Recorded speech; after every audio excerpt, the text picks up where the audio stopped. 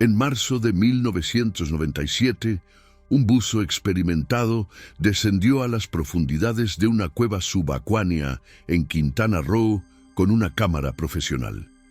Lo que grabó esa tarde jamás llegó a las pantallas de televisión. Su nombre era Tomás Vega, tenía 34 años y trabajaba para un programa de documentales sobre cenotes mexicanos. Cuando su equipo revisó las cintas semanas después de su desaparición, encontraron algo que los dejó paralizados, algo que decidieron enterrar para siempre. Pero los secretos bajo el agua tienen una forma peculiar de salir a la superficie. La historia comienza en Tulum, cuando aún era un pueblo tranquilo donde los pescadores compartían espacio con los primeros aventureros que llegaban buscando algo más que playas. Tomás no era uno de esos turistas, era un buceador técnico certificado, especialista en cuevas inundadas, con más de 500 inmersiones en su bitácora. Había explorado cenotes en toda la península de Yucatán, desde Dos Ojos hasta Angelita, pasando por sistemas que ni siquiera tenían nombre en los mapas. Pero siempre regresaba, siempre subía, hasta ese día de marzo cuando decidió explorar una cueva que los locales llamaban simplemente la Boca del Silencio. El nombre debió ser una advertencia. Los ancianos del pueblo contaban historias sobre ese lugar desde tiempos de sus abuelos. Decían que los mayas lo consideraban una entrada al Xibalbá, el inframundo, que ningún pescador se acercaba demasiado porque las aguas allí tenían un color diferente, un verde oscuro que parecía tragarse la luz del sol, que en las noches de luna nueva se escuchaban voces saliendo del cenote, voces que hablaban en una lengua que nadie reconocía. Pero Tomás no creía en supersticiones. Creía en la ciencia, en los metros cúbicos de aire comprimido, en las tablas de descompresión y en la física que gobernaba el mundo bajo el agua. Su equipo de producción había llegado 2 días antes. Eran 4 personas en total. Tomás como buzo y camarógrafo principal, Sandra Ortiz como directora del documental, Miguel Ángel Fuentes como asistente de producción y Gabriela Ruiz, la investigadora que había encontrado referencias históricas sobre ese cenote en archivos franciscanos del siglo XVI. Gabriela era quien más insistía en filmar allí. Decía que había encontrado menciones de objetos ceremoniales de valor incalculable, escondidos en las profundidades, ofrendas que los mayas habían lanzado al agua durante rituales de sacrificio. La cadena de televisión estaba interesada. Un descubrimiento así podría convertir su documental en algo más grande. Se hospedaron en un pequeño hotel cerca de la playa, uno de esos lugares donde el dueño todavía conoce el nombre de cada huésped. Don Esteban, el propietario, era un hombre de casi 70 años que había vivido toda su vida en Tulum. Cuando Tomás mencionó la Boca del Silencio durante la cena de la primera noche, don Esteban dejó de sonreír. Sus ojos, que hasta ese momento habían sido cálidos y acogedores, se volvieron distantes, casi fríos. Le pidió a Tomás que no fuera. Le dijo que había otros cenotes, cientos de ellos, todos más seguros, todos más accesibles. Pero cuando Tomás preguntó por qué, don Esteban solo negó con la cabeza y murmuró algo en maya que nadie en la mesa pudo entender. Esa noche, Gabriela anotó en su diario: la reacción de don Esteban solo confirma que hay algo importante allí abajo. Mañana haremos el reconocimiento del área. El reconocimiento fue tranquilo. La Boca del Silencio estaba a unos 15 kilómetros del pueblo, escondida en medio de la selva, accesible solo por un camino de terracería que parecía desaparecer entre la vegetación cada pocos metros. No había señales turísticas, no había barandales de seguridad, no había absolutamente nada que indicara que ese lugar existía en ningún mapa oficial. El cenote en sí era más pequeño de lo que esperaban.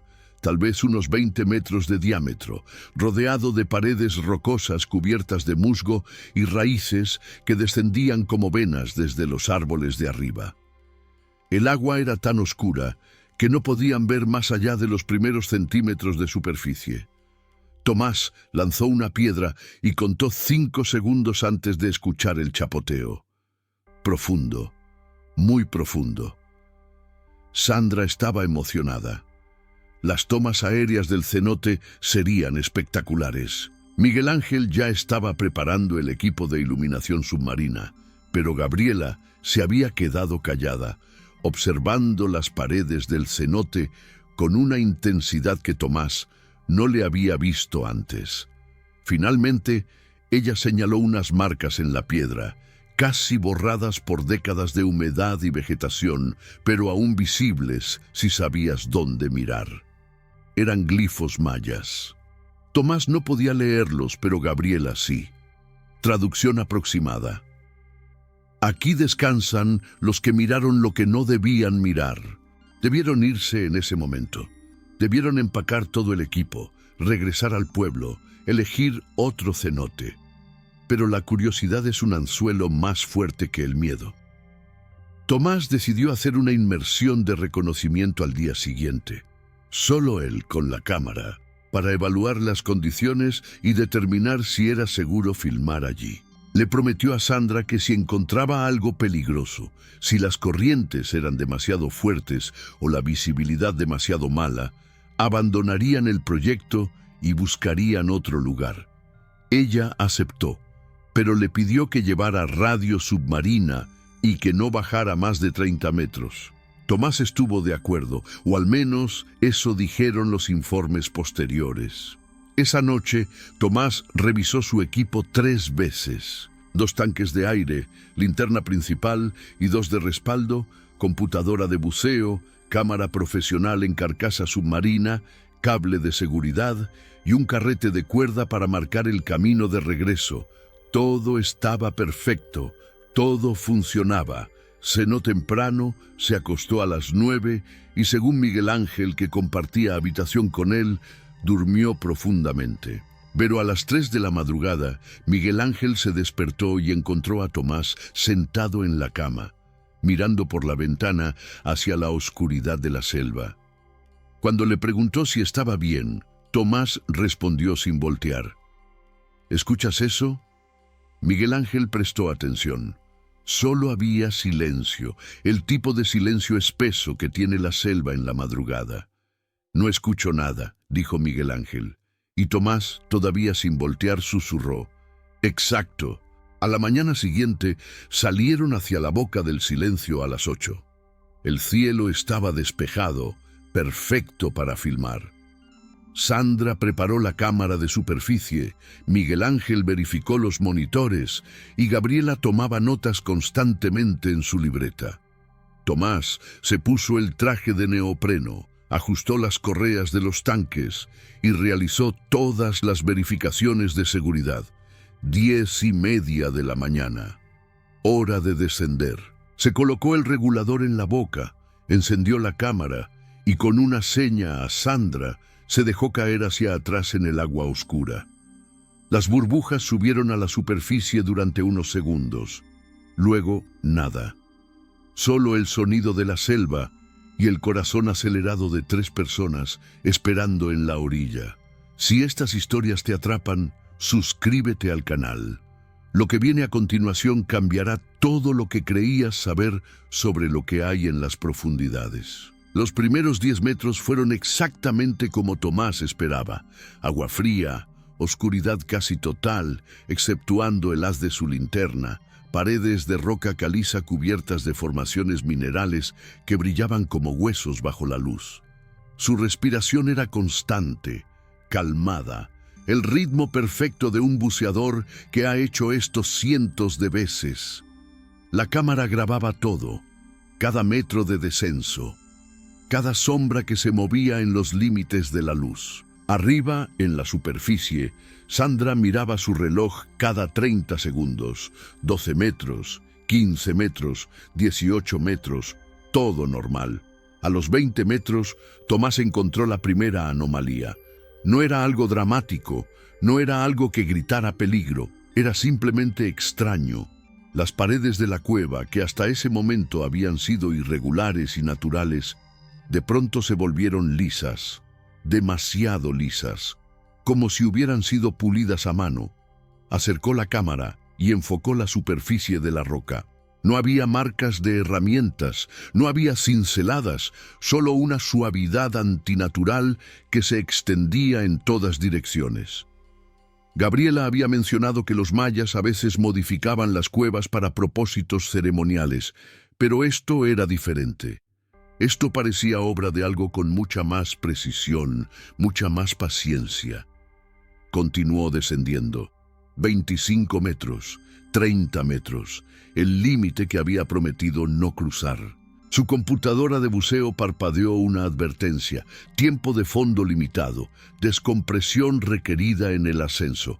Debió detenerse allí, debió comenzar a subir. Pero entonces vio la luz, no su luz, otra luz, un resplandor débil a su lado que provenía de más abajo, de algún lugar en las profundidades que su linterna no podía alcanzar. Bioluminiscencia, pensó primero. Pero estaban en agua dulce, en un sistema de cuevas sin conexión al océano. No debía haber nada vivo allí abajo capaz de producir ese tipo de luminiscencia. La curiosidad venció a la precaución. Tomás verificó su aire. Todavía tenía suficiente para otros 15 minutos de fondo, más la descompresión. Decidió bajar solo un poco más, solo para ver de dónde venía esa luz. 35 metros, 40 metros. La luz se hacía más intensa, pero también más extraña. No parpadeaba como bioluminiscencia. No se movía como reflejo de su linterna. Simplemente estaba allí, constante, imposible, emanando de las profundidades como si el fondo mismo de la cueva estuviera brillando. 45 metros. La computadora de buceo emitió una alarma más insistente. Ya estaba en zona de descompresión obligatoria. Tendría que hacer paradas en el ascenso o arriesgarse a una embolia. Pero casi había llegado. La fuente de luz estaba a solo unos metros más abajo. Podía verla ahora, una especie de abertura en el fondo de la cueva, un túnel que se extendía horizontalmente, y de ese túnel salía el resplandor azul. 50 metros, profundidad máxima alcanzada. Tomás se posicionó en la entrada del túnel y apuntó la cámara hacia adentro. Lo que vio lo hizo olvidar la profundidad, olvidar el tiempo de fondo, olvidar todo excepto la necesidad de seguir grabando. El túnel no era natural, era perfectamente cilíndrico, con paredes tan lisas que parecían vidrio, y se extendía hacia adelante en perfecta línea recta hasta donde su luz podía alcanzar. Las paredes mismas emitían ese resplandor azul, como si estuvieran hechas de algún material que guardaba luz y la liberaba lentamente, y a lo largo de las paredes, grabados con una precisión microscópica, había símbolos, miles de símbolos. No eran glifos mayas, no se parecían a ningún sistema de escritura que Tomás hubiera visto jamás. Entró en el túnel, fue un error. Lo supo en el momento en que cruzó el umbral, pero para entonces ya era tarde. Algo cambió. La sensación de peso del agua desapareció. Su respiración, que hasta ese momento había producido burbujas que subían hacia la superficie, ahora producía burbujas que flotaban a su alrededor sin dirección, como si la gravedad se hubiera vuelto opcional. El regulador seguía funcionando. El aire seguía fluyendo, pero algo en la física de ese lugar era fundamentalmente incorrecto. Avanzó 5 metros dentro del túnel. 10 metros. La luz azul se intensificaba. Los símbolos en las paredes parecían moverse cuando no los miraba directamente, reorganizándose en patrones diferentes.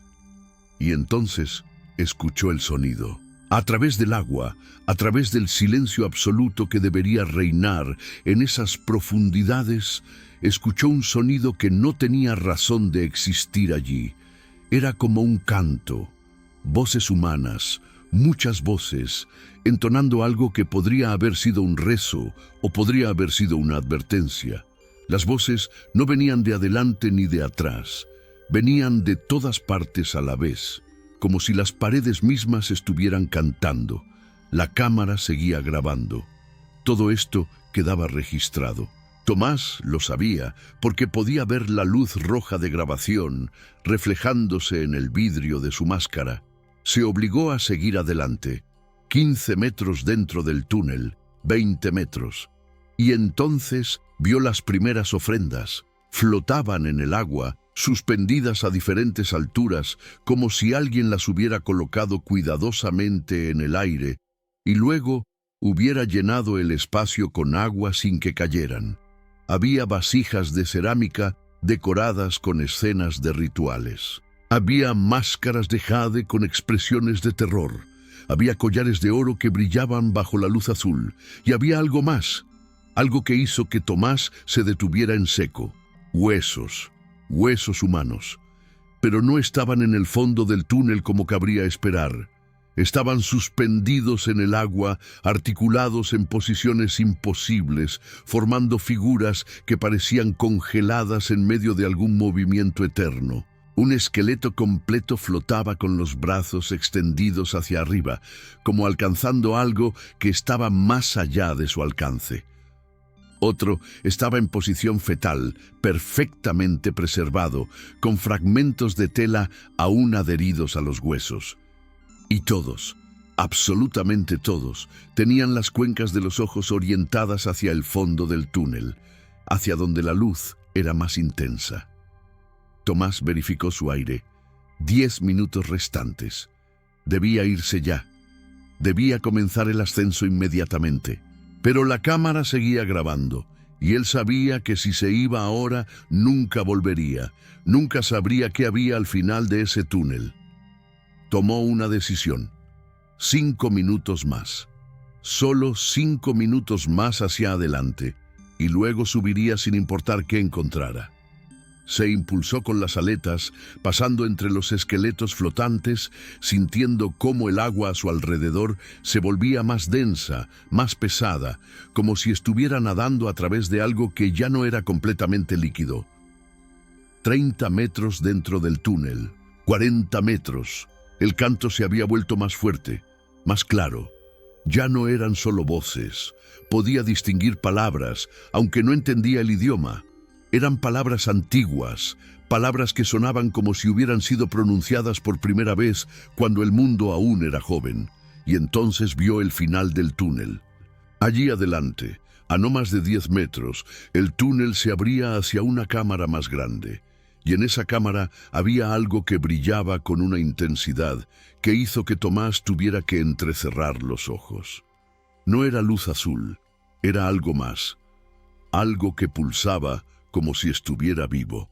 8 minutos de aire restantes. Suficiente para llegar a la cámara, grabar lo que hubiera allí y comenzar un ascenso de emergencia. Los procedimientos de descompresión quedarían reducidos al mínimo, arriesgándose a la enfermedad de descompresión. Pero valdría la pena. Lo que estaba viendo valía cualquier riesgo. Se acercó a la entrada de la cámara de video enfocada hacia adelante, y cruzó el umbral. Lo que grabó en los siguientes 30 segundos fue algo que ningún ser humano debía ver. Fue algo que desafía toda explicación, y fue algo que selló su destino para siempre. En la superficie, Sandra ya estaba preocupada. Había pasado casi 1 hora desde que Tomás había descendido. 1 hora era demasiado tiempo para una inmersión de reconocimiento a 30 metros. Algo estaba mal. Miguel Ángel ya había preparado el equipo de emergencia, un tanque extra de aire y una cuerda de rescate, y estaba poniéndose su propio traje de neopreno por si tenía que bajar a buscarlo. Gabriela no decía nada. Solo miraba el agua, con su libreta apretada contra el pecho, murmurando algo en voz tan baja que nadie más podía escuchar. Y entonces las burbujas volvieron. Una explosión masiva de burbujas rompió la superficie del cenote, como si alguien hubiera abierto una válvula gigante en el fondo. Duraron 10 segundos, 20 segundos, 30 segundos. Demasiadas burbujas, demasiado aire saliendo de golpe. Y luego, emergiendo en medio de ese caos de aire y agua, apareció Tomás. Subió tan rápido que casi salió volando fuera del cenote.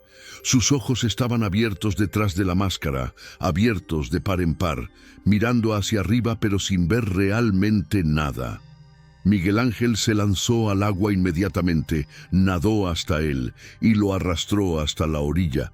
Tomás tosía, escupía agua, jadeaba como si hubiera olvidado cómo respirar. Sandra le quitó el regulador de la boca, le arrancó la máscara y le gritó que respondiera, que dijera algo, que confirmara que estaba bien. Pero Tomás no respondía.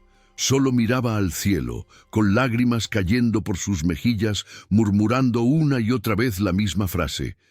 No puede ser real, no puede ser real. No puede ser real.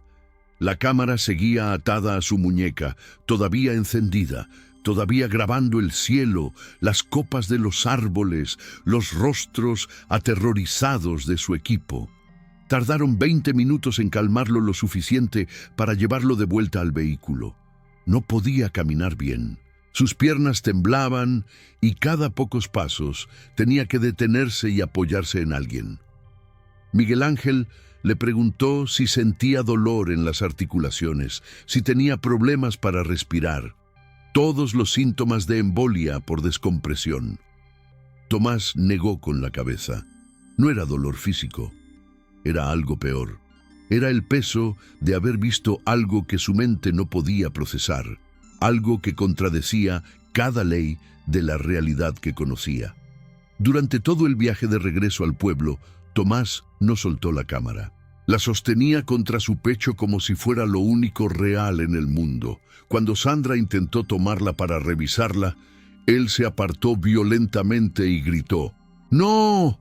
¡Nadie puede verla! ¡Nadie! Esas fueron las primeras palabras coherentes que pronunció desde que salió del agua. Sandra y Miguel Ángel intercambiaron miradas de preocupación.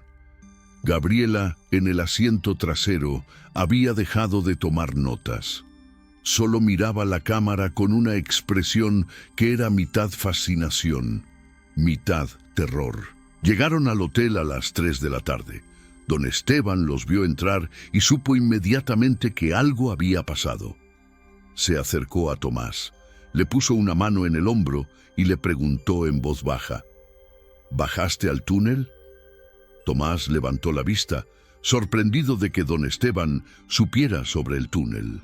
Asintió lentamente. Don Esteban cerró los ojos y suspiró como si acabara de recibir la confirmación de algo que había temido durante años. «Entonces ya es demasiado tarde para ti», dijo, y se alejó sin dar más explicaciones. Esa noche, el equipo se reunió en la habitación de Sandra para decidir qué hacer. Tomás finalmente había accedido a mostrarles lo que había grabado, pero con una condición. Después de verlo una vez, destruirían la cinta. Sandra no entendía por qué, pero aceptó. Conectaron la cámara al pequeño televisor de la habitación y presionaron play. Los primeros 20 minutos de la grabación eran normales. El descenso, las paredes lisas, la luz azul, la entrada al túnel, todo extraño, todo inquietante, pero nada que no pudiera explicarse con fenómenos naturales poco comunes. Y entonces Tomás entró en la cámara al final del túnel, y lo que apareció en la pantalla hizo que Sandra presionara pause inmediatamente. «¿Qué es eso?», susurró Miguel Ángel. En la pantalla, congelada en el momento exacto en que Tomás había cruzado el umbral, había una imagen que no tenía sentido. La cámara era grande, tal vez del tamaño de una catedral, con un techo abovedado que parecía extenderse hacia arriba más allá de lo que la luz azul podía alcanzar. pero no estaba llena de agua. A pesar de estar a 50 metros bajo la superficie, a pesar de estar rodeada por toneladas de presión hidrostática, esa cámara contenía aire respirable. Tomás lo había verificado quitándose el regulador por un segundo, algo que en la grabación se veía como un acto de locura suicida, pero que resultó ser perfectamente seguro. Y en el centro de la cámara, suspendido en el aire como si la gravedad no existiera, había un objeto. Era difícil describirlo porque parecía cambiar de forma dependiendo del ángulo desde el que se miraba. En algunos momentos parecía una esfera perfecta hecha de algún metal que no reflejaba la luz, sino que la absorbía. En otros momentos parecía un poliedro complejo con demasiadas caras para contar. Y en otros momentos, en los momentos más perturbadores, parecía ser ambas cosas a la vez, esfera y poliedro superpuestos en el mismo espacio, ocupando la misma ubicación, pero existiendo en configuraciones diferentes simultáneamente. Sandra presionó play nuevamente. La cámara se acercaba al objeto.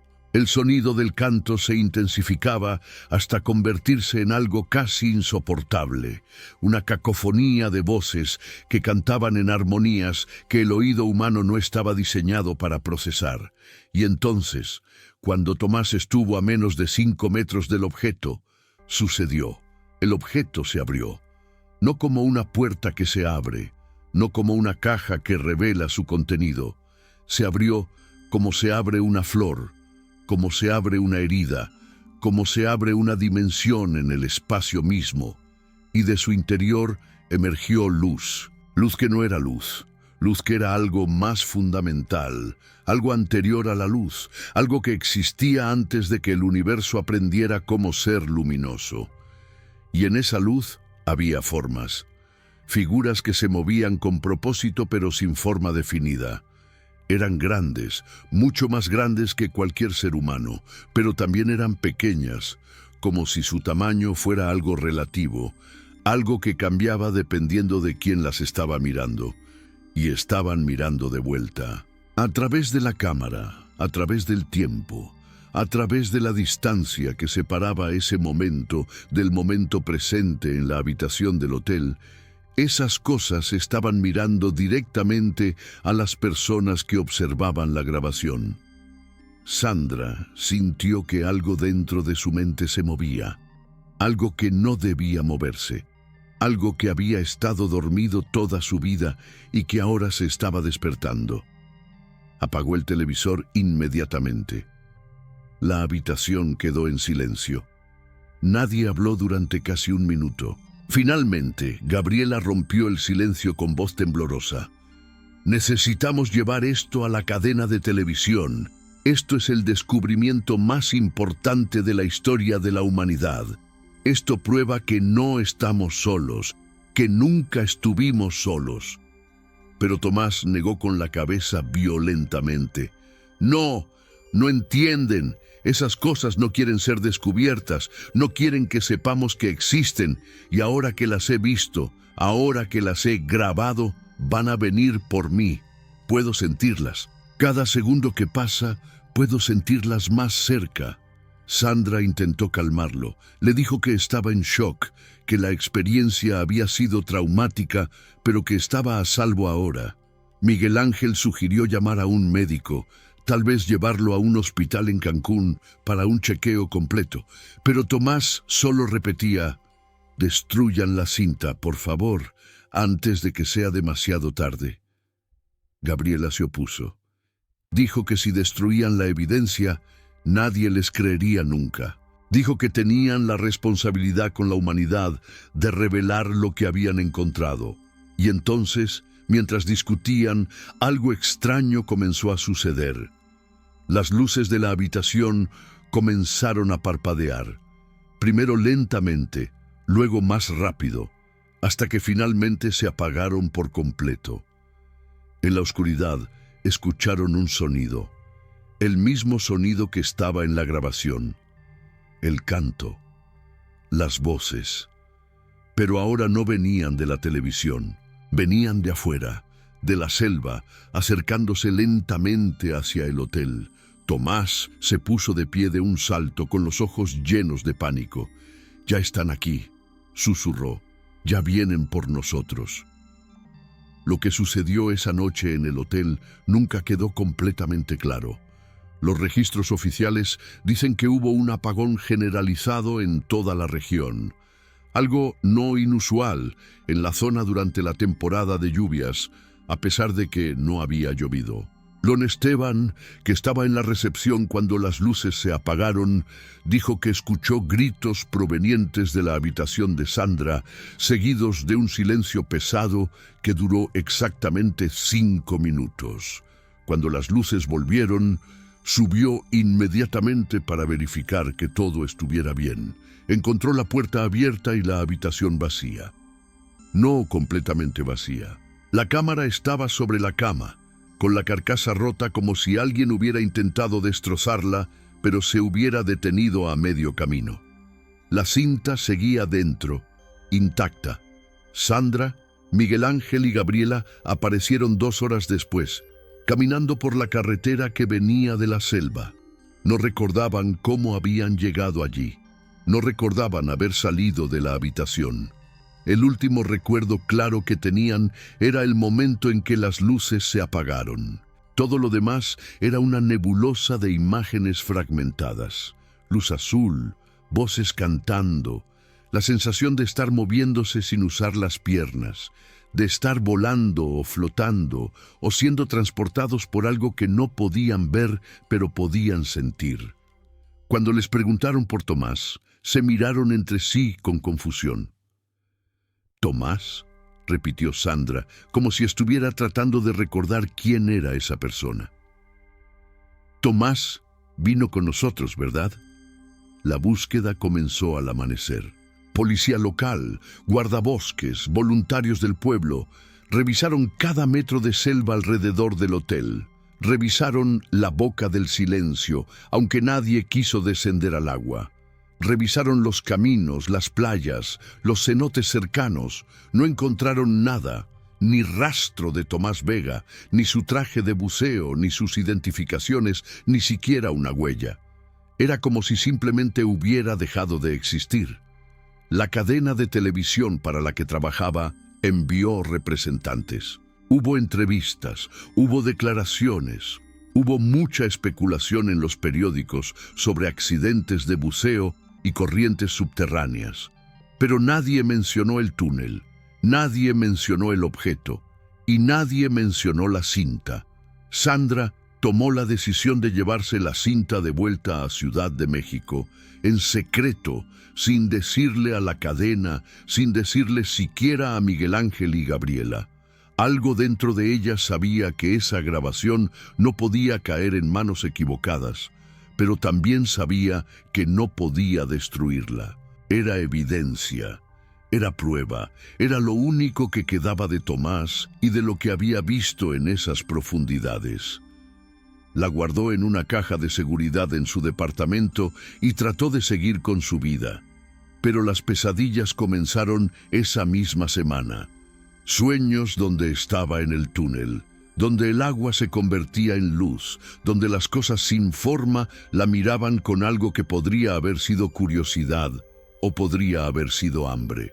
Despertaba cada noche a las 3 de la madrugada, exactamente a la hora en que Tomás había despertado esa última noche, y escuchaba el canto. Siempre el canto. Miguel Ángel dejó la industria de documentales 3 meses después. Se mudó a Monterrey, consiguió trabajo en una fábrica y nunca volvió a hablar del incidente. Cuando periodistas intentaron contactarlo años después, colgaba el teléfono inmediatamente. Gabriela tuvo un destino más oscuro. Regresó a la boca del silencio sola, sin equipo, sin cámara, solo con una linterna y una libreta. Quería terminar lo que Tomás había empezado. Quería entender qué significaban los símbolos en las paredes del túnel. Descendió al agua el 3 de junio de 1997, 2 meses después de la desaparición de Tomás. Nunca regresó.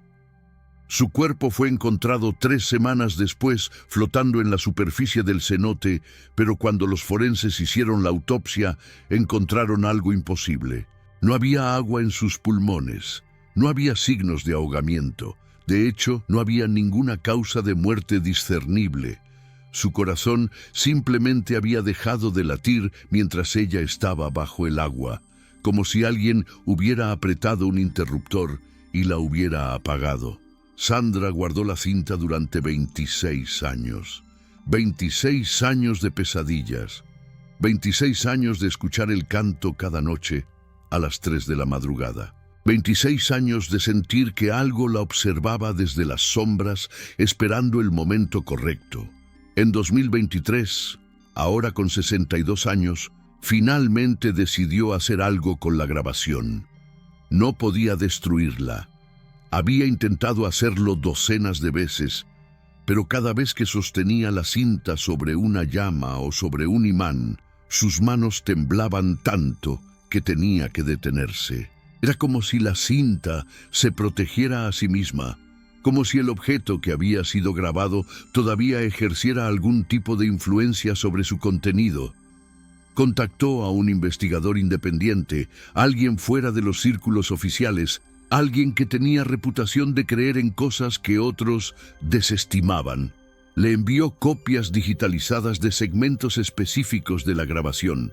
Nunca la secuencia completa, nunca la parte donde el objeto se abre. Solo fragmentos. El túnel, los símbolos, los huesos flotantes. El investigador quedó fascinado. Publicó un artículo en un blog oscuro de Internet, especulando sobre civilizaciones antiguas y tecnologías perdidas. El artículo tuvo 300 visitas. Nadie lo tomó en serio. Pero 3 de esas 300 personas sí prestaron atención. Una era un arqueólogo que había estudiado sitios mayas toda su vida y reconoció algo en los símbolos de las paredes. No eran mayas, pero se parecían a un protosistema de escritura que había visto una vez en un texto prohibido en los archivos del Vaticano. Un sistema de escritura que supuestamente predecía por miles de años a cualquier civilización conocida en América. Otro era un físico teórico que vio las anomalías gravitacionales en el video, la forma en que las burbujas se movían, la forma en que los objetos flotaban, y calculó que para que eso fuera posible, tendría que haber una distorsión espacio-temporal masiva en ese lugar, algo comparable a un agujero negro pero estable, algo que no debería poder existir en la Tierra. Y el tercero era un antropólogo que había pasado 20 años estudiando mitos de inframundos en diferentes culturas y vio en esa grabación la confirmación de una teoría que había desarrollado, que muchas culturas antiguas no adoraban a dioses imaginarios, sino a algo real, algo que vivía bajo tierra, algo que los humanos habían encontrado en cuevas y cenotes y minas, y que había sido malinterpretado como deidades. Los 3 contactaron a Sandra. Querían ver la grabación completa. Le ofrecieron dinero, le ofrecieron protección, le ofrecieron lo que necesitara. Sandra se negó, pero les contó algo más. Les contó que Tomás no había desaparecido realmente. Les contó la verdad que nunca había revelado a nadie. Esa noche en el hotel, cuando las luces se apagaron y escucharon el canto, Tomás no huyó, no fue capturado. Él eligió irse. Antes de que las luces volvieran, antes de que perdieran la conciencia, Sandra lo vio caminando hacia la puerta con una calma perturbadora. Ella le preguntó a dónde iba y él respondió algo que la había perseguido durante 26 años. Me están llamando de vuelta. Necesito terminar de ver, necesito entender qué son, y cuando entienda, tal vez me dejen volver a contar. Nunca volvió, nunca contó, pero la cinta sigue existiendo. Y a veces, cuando Sandra la revisa, encuentra algo nuevo en la grabación. Detalles que jura que no estaban ahí antes. Un rostro en las sombras, una mano alcanzando desde fuera del cuadro. Y en el último frame, en el segundo exacto antes de que la grabación se corte abruptamente, hay algo escrito en la pared de la cámara. Palabras que no estaban allí cuando Tomás grabó el video. Palabras que aparecieron después, como si alguien las hubiera añadido desde el otro lado. Palabras en español perfecto que dicen: gracias por mostrarnos el camino de vuelta, pronto saldremos. La cadena de televisión nunca emitió el documental. Oficialmente porque el proyecto fue cancelado tras la desaparición del camarógrafo principal. Extraoficialmente, porque cuando los ejecutivos vieron una versión editada de la grabación, 3 de ellos renunciaron inmediatamente y uno tuvo que ser hospitalizado por un colapso nervioso. Los archivos fueron sellados. El proyecto fue marcado como no apto para transmisión bajo ninguna circunstancia. Y la boca del silencio fue oficialmente cerrada al público en 1998. Ahora hay una cerca alrededor del área y señales que advierten sobre condiciones peligrosas de buceo. Pero los locales saben la verdad. Don Esteban la supo siempre. Los ancianos que cuentan historias en el mercado la susurran a quien quiera escuchar. Ese cenote no se cerró porque fuera peligroso para los buzos. Se cerró porque algo estaba despertando en sus profundidades y había que asegurarse de que nadie más fuera a molestarlo. ¿Tú qué crees? ¿Tomás encontró evidencia de una civilización antigua más avanzada de lo que imaginamos? ¿O despertó algo que llevaba milenios esperando en la oscuridad? Si esta historia te dejó pensando, suscríbete a Ecos del Silencio. Porque hay más secretos enterrados bajo México de los que te imaginas y seguiremos sacándolos a la luz, uno por uno.